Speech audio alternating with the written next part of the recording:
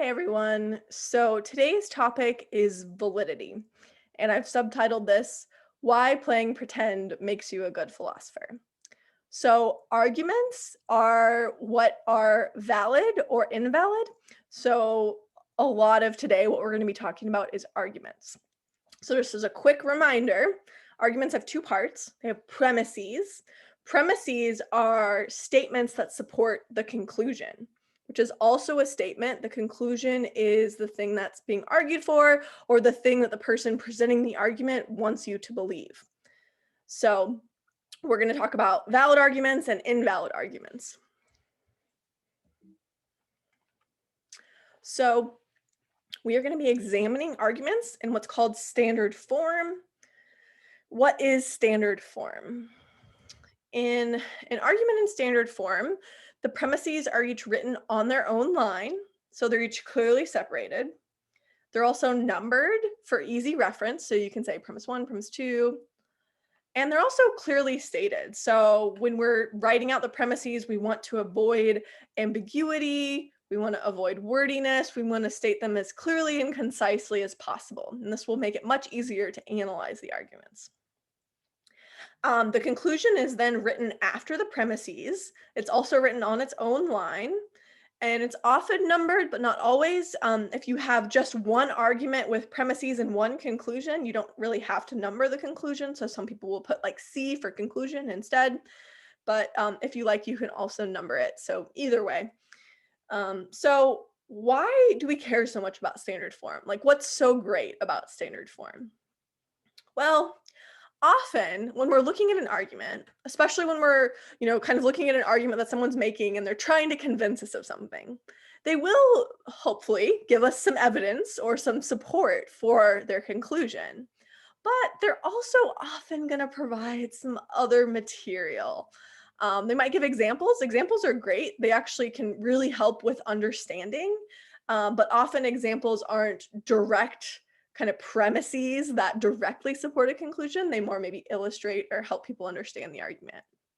They may also include things like jokes, appeals to emotion, comments about those who disagree with them, stories, things from their own life, etc.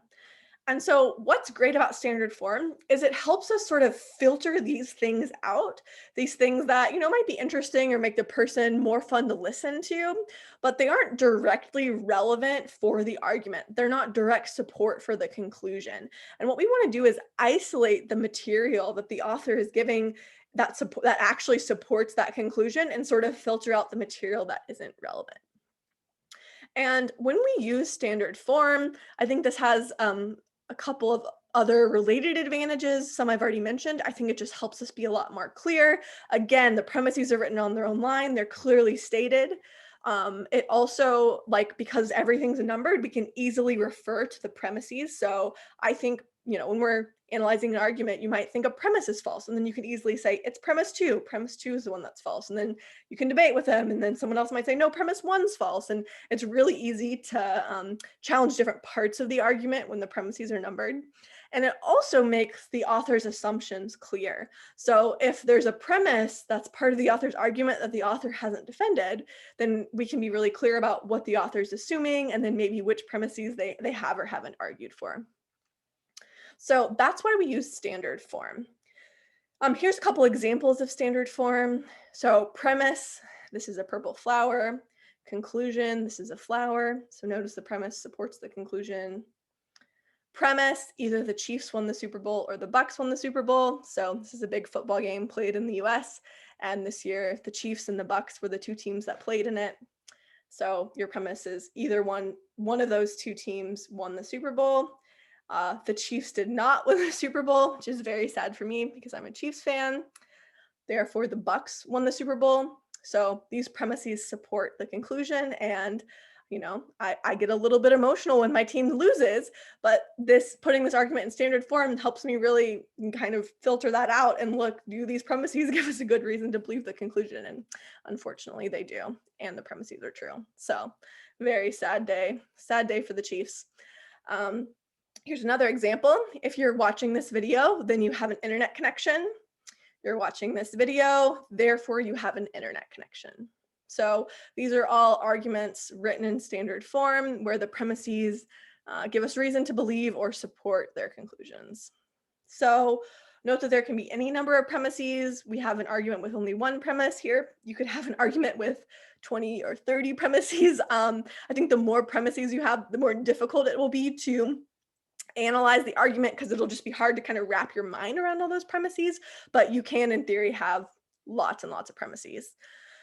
And also the order of the premises doesn't matter, especially if you just have premises and one conclusion. You can put those premises in different order. Some orders might make it easier to understand than others, but the order can be switched around. Okay, so we have these arguments, they're in standard form. And then remember what we're going to do is we're going to go through these 3 steps of argument analysis. The steps are identifying an argument. So is an argument being made at all? Reconstructing an argument, what is the argument that's being made, and then evaluating the argument. Is it a strong argument? Does it give us a good reason to believe the conclusion? And what we're actually going to do is we're going to start off with step 3. And that's because if we're not already familiar with sort of what makes a good argument and what doesn't, it's a lot harder to identify and reconstruct arguments, and especially do that charitably. So what we want to do is we want to give the people whose arguments that we're analyzing a benefit of a doubt. So we want to really identify, is there an argument here? And then when we reconstruct it, we want to make the argument charitable. And we don't just want to say, no, they haven't really given us any reason to believe their conclusion, or these are bad reasons. But we want to sort of make their argument look good. We don't want to do what's called straw man them when we attribute to them an argument that they're not actually making. And so when we understand what makes a strong argument, I think that makes it a lot easier to identify and to reconstruct arguments, and especially to do so charitably. So what we're going to do is we're going to start off and talk a lot about evaluating arguments, what makes an argument strong. And then we're going to go back and talk about, given these tools we have for how we evaluate arguments and what makes a good argument, how can we then identify and reconstruct arguments? So we're actually going to kind of take the steps as 3, 1, 2.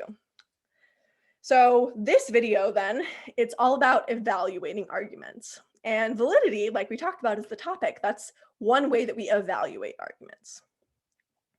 So before we jump into validity, I'm going to give an example. And that example involves this question, which some of us might have been thinking about lately. The question, should you wear a mask? So let's say we're talking about this question and I make this argument. Premise is masks prevent the spread of COVID. Conclusion, you should wear a mask. Okay. So let's say we're in a disagreement and there's someone else who's trying to argue with me and say, you shouldn't wear a mask. There's 2 ways they might respond to this argument. So way 1 is essentially going to say, your premise is false. And they might say, look, masks are useless. There's lots of evidence that they don't actually prevent the spread of COVID at all, especially those fabric ones. So we should find better ways to prevent the spread of COVID, but masks do not prevent the spread of COVID.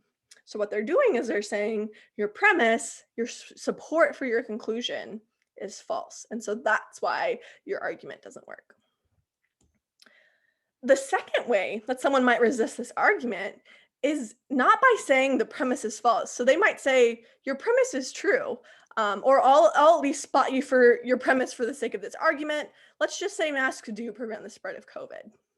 Even then, you shouldn't wear a mask. And that's because the best way to beat COVID is to let it spread around so we can achieve herd immunity. So your conclusion is false. And that's not because your premise is false, but that's just because your premise doesn't support your conclusion. So this example basically points to 2 ways that an argument can go wrong. The first is because it has a false premise. So here's a couple examples. If you pass test 1, then you pass the course. You pass test 1, therefore you pass the course. So this isn't a good argument, but it's not because the premises don't support the conclusion. It's because premise 1 is false. Test 1 is only worth 10% of your grade. So passing test 1 doesn't give us a good reason to think that you'll pass the whole course. Here's a second example. If Canada were located south of Texas, then Canada would be warm in the winter. Canada is located south of Texas, therefore Canada is warm in the winter. So again, the premises support the conclusion, but it's a bad argument because the second premise is false. Canada is not located south of Texas, sadly. So that's one way an argument can go wrong, but it's actually not the way we're going to be focusing on today. So we're not going to be thinking about whether premises are true or premises are false, even though that's an important way an argument can go wrong. Instead, we're going to be thinking about whether the conclusion of an argument follows from the premises. So here's a couple examples. Premise 1, this flower is pretty. Premise 2, this flower is orange. Okay, so let's say you give me an argument that this flower is orange and it's because this flower is pretty. Well, this just because a flower is pretty doesn't mean it's orange, unless you just think orange is the only pretty color or something. But I think you can have lots of different flowers that are pretty and they can be lots of different colors. So in this case, the flower could be pretty, that premise could be true, but that doesn't give us reason to think the flower is orange. So the premise doesn't support the conclusion. Here's another example. If you stole my cell phone, then you're a thief. You're a thief. Therefore, you stole my cell phone. So notice in this example, it could be true that if you stole my cell phone, you would be a thief. Yeah, that's right. And let's just say you are a thief.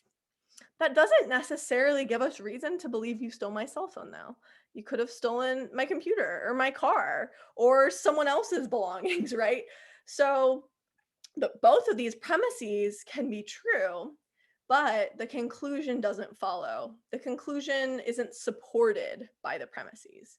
So this second kind of problem that an argument can have where the conclusion doesn't follow from the premises, that's the kind of way that an argument can go wrong that we're going to talk about today. So it's about the relationship between the premises and the conclusion, not whether the premises are true or false.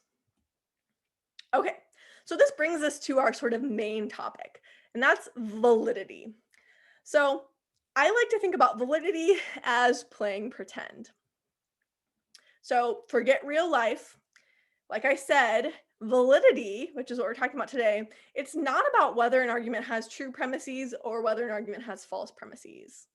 Instead, it's about the relationship between the conclusion and the premises. And you can determine if an argument is valid by playing pretend.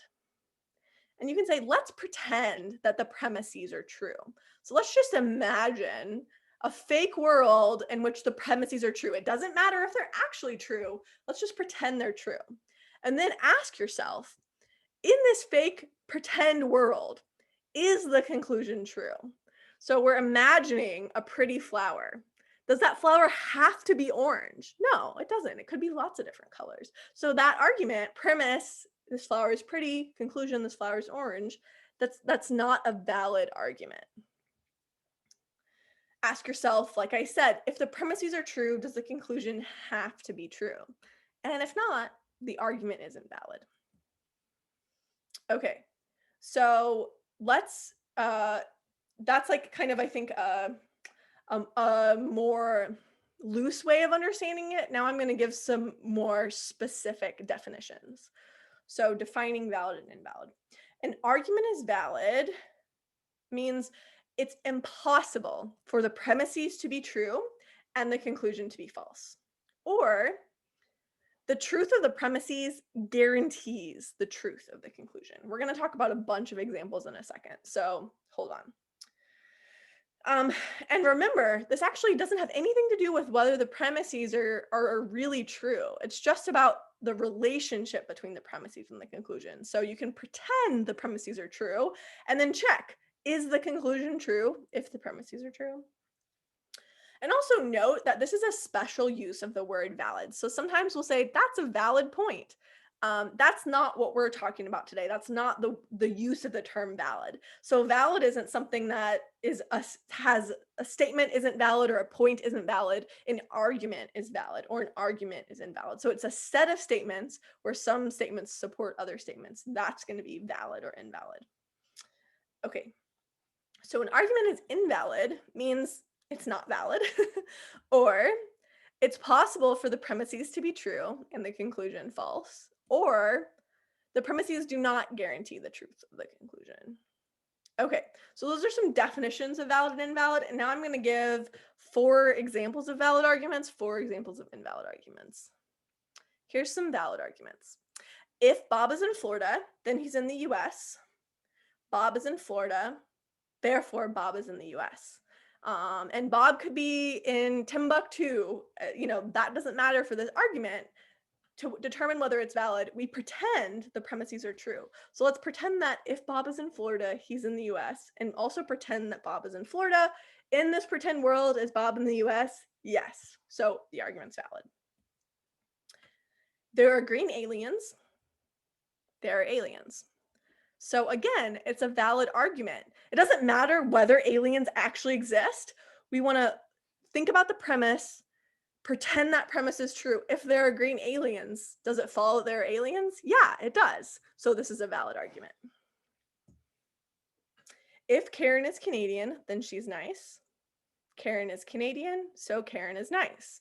Again, if these premises are true, the conclusion is true, so the argument is valid. It doesn't matter if Karen is a mean American. It's just about a relationship between the premises and the conclusion. Either Bob is in Florida or Bob is in Georgia. Bob is not in Georgia, so Bob is in Florida. Again, if the premises are true, the conclusion is true. Okay, now we're going to do 4 examples of invalid arguments. Joe Biden is the 46th president of the United States. The Earth rotates around the sun. Therefore, 1 + 1 = 2. Notice each of these statements, both of the premises and the conclusion, are all true. But this is not a valid argument because the premises have nothing to do with each other or the conclusion. So the premises don't support the conclusion. So it's not a valid argument. Here's another example. If Bob is Canadian, then Bob is nice. Bob is American, therefore Bob is not nice. So if Bob is Canadian, then Bob is nice. That doesn't mean that if Bob is American, Bob isn't nice, because Americans might be nice too, right? So in this case, if we pretend all the premises are true, still doesn't give us a reason to think the conclusion is true. Premise, either that is a turtle or that is a fish. Conclusion, that is a turtle. That doesn't follow from the premises because we haven't ruled out the fish option, so it could still be a fish. Premise, if Bob is in Florida, then he's in the US. Bob is in the US, therefore Bob is in Florida. So notice the conclusion doesn't follow from the premises because even if Bob is in Florida, then he's in the US, that's true because Florida's in the US, and Bob is in the US, Bob could be anywhere else in the US. He could be in Georgia or Kansas or New York or, in any other state. So we don't have reason to think that Bob is in Florida just because he's in the US and Florida is in the US. Okay. So we've done 4 examples of valid arguments and 4 examples of invalid arguments. But what's really cool about arguments and about logic in general is that what we can actually do is we can take these examples and look at the patterns behind them. And then we can use these patterns to figure out if other arguments are valid or invalid. So valid arguments follow some simple patterns. Take this argument we've already talked about. If Karen is Canadian, then Karen is nice. Karen is Canadian, therefore Karen is nice. This argument follows a pattern. So what we can do is we can actually take the statements within that argument. So the 2 statements are Karen is Canadian and Karen is nice. And we can treat it kind of like algebra. So we can label those statements with letters. So like A and B.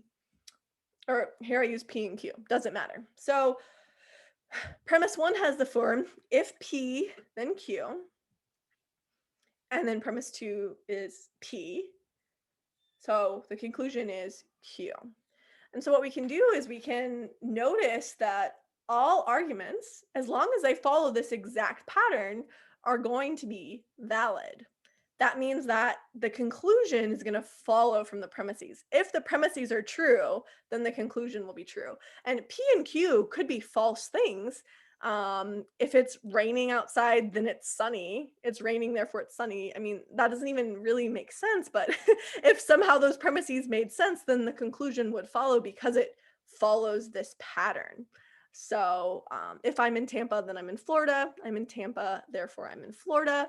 All all arguments that follow this pattern are going to be valid. That doesn't mean their premises are going to be true. That doesn't mean their conclusion is going to be true, but it's going to mean that the conclusion follows from the premises. The premises support the conclusion, in other words.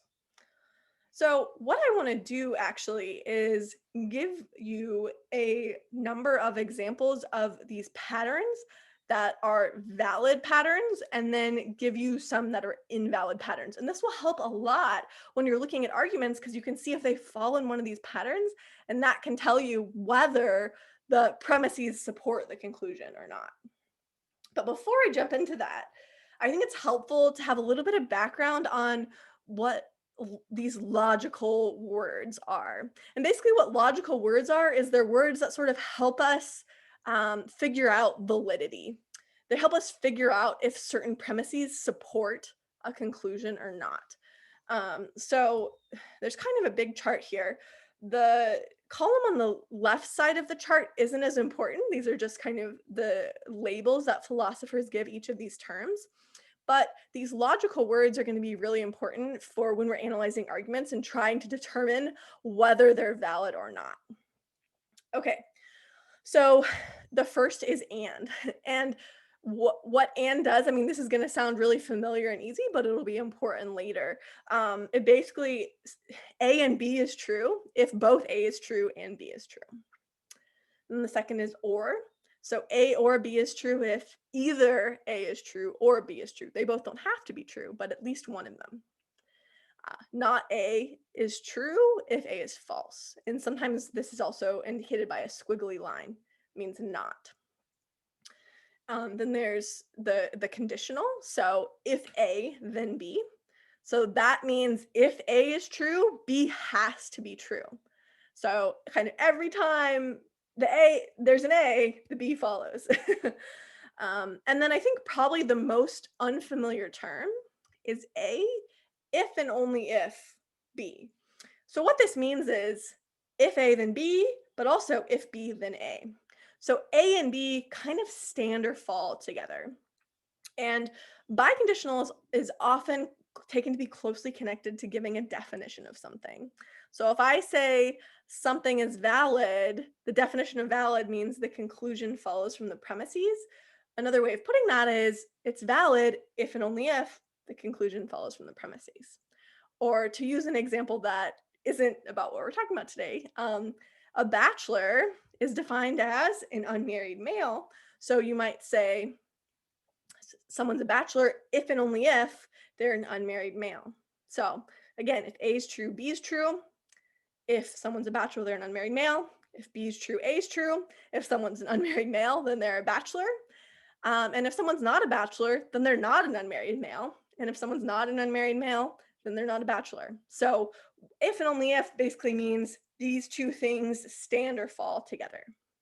So those are some important logical words that we're going to see popping up in a lot of these arguments. Okay, so now let's move on to what we're going to talk about is 6 valid argument forms and then 2 invalid argument forms. This won't be all of the forms that are valid or invalid, but I think it gives a pretty decent sampling. So the first is called argument by elimination, and this is either P or Q, not P, therefore Q. So here's an example of that. Either you will pass this class or you will fail. You do not pass this class, therefore you fail. Okay. A second valid argument form is just simplification. So P and Q, therefore P. So I'm tall and I play basketball, therefore I play basketball. Here's some more valid argument forms. Modus ponens. This is a very common and popular one. It's also known as affirming the antecedent. Maybe I'll say really quickly before we jump into this. An antecedent. So you have an if-then statement. If P, then Q, right here on the slide. The antecedent is the part that comes right after the if. So that's the P part. And then it's called the consequent is the part that comes after the then. So that's the Q part. So when you affirm the antecedent, we'll see in the second, we say the part that comes after the if part is true. Okay, so we have if P, then Q. P, therefore Q. So if Bob is in Toronto, then he's in Ontario. Bob is in Toronto, therefore Bob is in Ontario. Okay. And then we have modus tollens. So this is known as denying the consequent. So remember, if P then Q, P is the antecedent, Q is the consequent. So we're going to deny the part that comes after the then. So we say if P then Q, not Q, therefore not P. And this is also a valid argument form. We can even take the same example, but just notice we say if Bob is in Toronto, then he's in Ontario. Bob is not in Ontario, therefore Bob is not in Toronto. So these are kind of two of the most popular and common argument forms, and you see them all the time in philosophy. So the first, and both have an if-then statement. The first says the first part of the if-then statement is true, and then we can conclude the second part is true.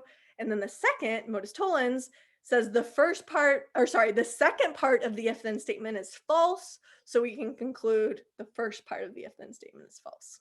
Again, antecedent and consequent are what those are called. Here's a few more valid argument forms. This is called a hypothetical syllogism. If P, then Q. If Q, then R. Therefore, if P, then R. So here's an example. If Bob is in Toronto, then he's in Ontario. If Bob is in Ontario, then Bob is in Canada. So if Bob is in Toronto, then Bob is in Canada. So you can almost think about it like two chain links, like this is linked to this, and then this is linked to this other thing. So then they're all three linked together. So we can say the first thing is linked to the last thing. Okay. This one's called equivalence. So P, if and only if Q, not P, therefore not Q. Bob is a bachelor if and only if Bob is an unmarried man. Bob is not a bachelor, therefore Bob is not an unmarried man. So remember, if and only if means P and Q stand or fall together. So if one is true, the other has to be true. And if one is false, the other has to be false. Okay, so those are valid argument forms. Those are arguments where, remember, the premises support the conclusion, and it's impossible for the premises to be true and the conclusion to be false.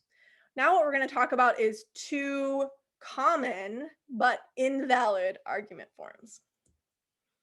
The first is what's called affirming the consequent. So remember, we have an if-then statement. In this one, the Q would be the consequence because it's the second part of the if-then statement. So if P, then Q, Q, therefore P. This is not a valid argument form. So these premises do not support the conclusion. They don't guarantee the truth of the conclusion. So consider this. If Bob is in Toronto, then he's in Ontario. Bob is in Ontario, therefore Bob is in Toronto. So remember, we pretend the premises are true. It's true that if Bob is in Toronto, then he's in Ontario because Toronto's in Ontario. But if all we know is that Bob is in Ontario, we can't conclude that Bob is in Toronto because there's so many other places in Ontario that Bob could be besides just Toronto. So that's why affirming the consequent isn't a valid argument form. The premises don't guarantee the truth of the conclusion. Then there's denying the antecedent. So if P, then Q, not P, therefore not Q. And this argument is also not valid. So the truth of the premises doesn't guarantee the truth of the conclusion. If Bob is in Toronto, then he's in Ontario. Bob is not in Toronto, so Bob is not in Ontario. So again, you can see that, yes, if Bob's in Toronto, that he's in Ontario. That's true. And let's say we know Bob's not in Toronto. Well, that doesn't guarantee that he's not in Ontario, right? Because again, it's the same reason as the previous argument. There's lots of other places besides Toronto that Bob could be. So if P then Q, not P, that doesn't guarantee the truth of not Q. So these are sort of two very popular, very common argument forms that are not valid. So the conclusion doesn't necessarily follow from the premises. Okay, so we're almost done. We're going to talk about a couple tips for finding validity and invalidity, so determining whether an argument is valid or invalid, and then I think there's a little bonus slide, and that's it. So tip 1 is try to find examples that establish invalidity. These are also known as counterexamples. And if you do this, what you want to try to do is come up with a case where all the premises are true, but the conclusion's false. And that's actually what we were just doing in the previous slide when we were talking about those two invalid argument forms. We were saying, look, here's a case where all the premises are true, but the conclusion is false. Here's another example, which is one we also talked about already. We talked about an argument that says premise, this argument is pretty, conclusion, this argument is orange. And look, I have this pretty, let's imagine a pretty flower. Does it have to be orange? No, it doesn't. It could be purple or green or blue. And so that would be a counterexample. Just because a flower is pretty doesn't mean that it's definitely orange. So that's a counterexample, and that shows that this argument isn't valid. So yes, like I just said, a pretty flower that's purple. One thing to note, so this is a simple example because there's only one premise, but if your argument has multiple premises, you have to make sure that your counterexample includes all the premises. If you're only considering, let's say there's 4 premises, you're only considering 2 of them, it's not going to be a good counterexample. You have to look at all the premises, not just a couple of them. So that's a really important thing to think about when you're trying to make counterexamples. Okay. Tip 2 is look for an argument that follows the same pattern where the validity or invalidity might be easier to identify. So, for example, consider this argument. If you eat your peas, you will get dessert. You got dessert, therefore you ate your peas. So you might see that argument and say, is that a valid argument? If you eat your peas, you'll get dessert, and you got dessert. Does that mean you ate your peas? And it's kind of hard to see at first, right? So think about an argument that has the exact same structure, and this argument might be much easier to see whether it's valid or invalid. So here's an example. If you attend Ryerson University, then you're a student. So look, it's if-then statement. And then the second premise of the argument affirms the consequent, the second part of the if-then statement. So if you attend Ryerson, then you're a student. Premise 2 is you're a student. Same structure as the previous example. So then the conclusion would be, therefore, you attend Ryerson University. Well, that doesn't follow, because just because you're a student, and we agree that attending Ryerson means you're a student, but just because you're a student doesn't mean you go to Ryerson, because you could be a student anywhere else, right? So because this argument has the same structure as the one before, and we can see clearly the second argument isn't valid, that gives us reason to also think the first argument isn't valid, and they're both not valid. Both of these arguments are what we just talked about. They're affirming the antecedent, which is not, affirming the consequent, which is not a valid argument form. Okay. And then tip 3 is try to find the general pattern and then check if it's a valid pattern. So see if it fits within one of the patterns listed above. And like I just mentioned, these 2 arguments that we talked about for tip 2 have the general form, if P then Q, Q therefore P, so they're affirming the consequent which is not a valid argument form. So you can either try to find a parity argument, or you can look at the general form and then figure out whether that's a valid or invalid form. And then also, of course, like I said, you can find a counterexample. So these are some tips for figuring out whether an argument is valid or invalid. Okay, so this is our last slide, or at least our last slide that's not a review slide. And it's just a bonus sort of question you might have about the nature of validity. I had to include it because look at this cool turtle picture. It's just so awesome. Okay, so think about this argument. Donatello is a turtle, therefore Donatello is an animal. You might wonder, is this a valid argument? It seems like it is. The premise guarantees the truth of the conclusion. It couldn't be true that Donatello is a turtle, but he's not an animal. So it seems like it's a valid argument. But it doesn't seem like it follows a valid argument form. It's just sort of two statements. So how do we make sense of this? It's confusing. And the answer here is there is actually two different kinds of validity. So semantic has to do with means having to do with words. So it's valid because it follows one of the valid argument forms that we've been talking about earlier. But there's also what's called modal validity, and that means it's valid because of the meaning of the terms. So notice in this case, because of what it means to be a turtle, it is a valid argument. But it doesn't clearly follow one of the argument forms that we've been talking about. But we can easily, but it is, so it's modally valid, it's just not semantically valid. We can easily turn modally valid arguments into semantically valid ones. In this way, Donatello is a turtle. If Donatello is a turtle, then Donatello is an animal. Therefore, Donatello is an animal. And so premise 2 in this case follows from what it means to be a turtle. So I think this is an important clarification because just because an argument doesn't specifically follow one of the forms we talked about doesn't mean it's not valid. But I think once we're clear about what our terms mean, we can add premises that makes the validity very clear. So most of the arguments that we're going to be concerned with are going to be ones that are semantically valid, that follow these valid argument forms. But I think this is kind of an important clarification because of what is built into our language. Validity of an argument might not be clearly seen at first blush. Okay, so here is what we have covered today. We've talked about arguments and why it's so useful to use standard form. Remember, it brings clarity, helps us see the author's assumptions. It's nice to have the numbered premises, and we can clearly see what's support for the conclusion and what's just sort of extra stuff. We've talked about two ways an argument goes wrong. It has a false premise, or the conclusion doesn't follow from the premises.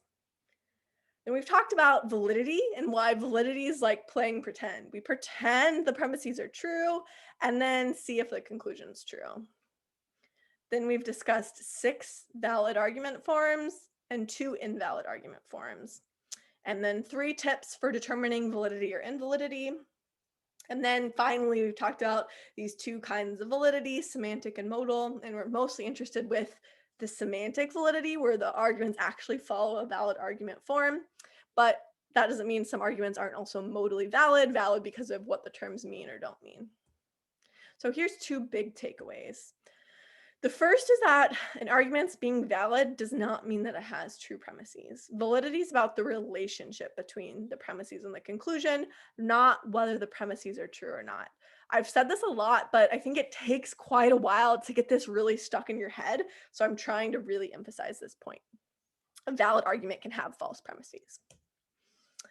And then the second big takeaway is learning the valid and invalid argument forms is very important and it's very useful when we're analyzing arguments, but it takes a lot of practice. So I would encourage anyone watching this video, please take time to practice these argument forms. Practicing is super important, and you need if you're just sitting there and you just want to try to memorize them or something, I think it's easy to think you have it figured out when you really don't. So you really need to practice. That's really the best way to be able to kind of easily distinguish valid and invalid arguments. And then finally, much of this content is taken from Feldman's book, Reason and Argument, Chapter 3.